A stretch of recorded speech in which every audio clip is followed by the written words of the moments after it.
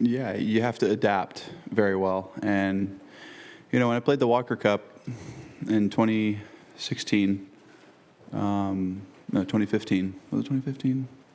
I think 2015. I don't remember. It's like 10 years ago.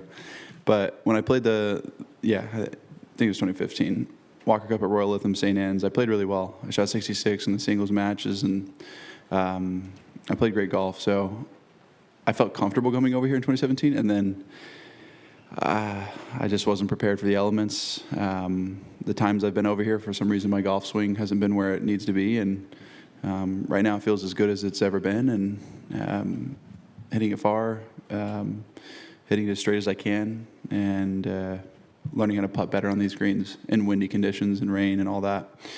It's just figuring it out, and it's just going to take time, and something that I've never really experienced growing up in California.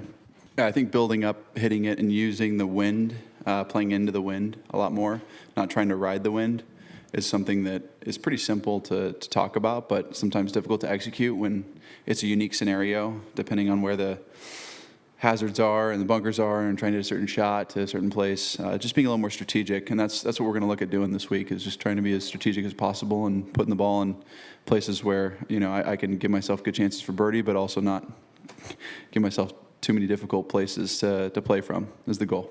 We're doing some testing right now, and going to continue working on how different types of wind affect the golf balls. It's something I'm working on a personal project, and it's going to take time to understand it. From a terminology, yeah, heavy wind's a great way to describe it. It's thick. Like I'm not going to say, okay. It's one of those situations where you're in the environment and you go, all right, this feels like a 15-mile-an-hour wind. And all of a sudden it plays like a 30-mile-an-hour wind. And you're like, what the heck? So I think that's the trick of it. If you grow up here, you play a lot of golf over here, you get quite comfortable and knowledgeable about that. I just need more reps, in a sense. And hopefully I've had enough reps to be able to do that. Played well in some windy conditions. Andalusia was a good test last week in the first few days. Played well. But again, the wind is different from there to here. So we'll see how it goes this week, and hopefully it stays warm and my body stays warm. And but yeah, it is a thick wind. Man, imagine, okay, this is going to be wild, but imagine a scenario where you've got like a 400-yard tent, right? And you can just hit any type of shot with any wind, with all the fans. Like that's what I imagine, like in a hangar or something like that in a big stadium. That'd be cool to test, one. But two, all I've really done is hit more half shots and tried to play into the wind a lot more. So if it's a left to right wind, I'll draw it. If it's a right to left wind, I'll try to cut it more often than not.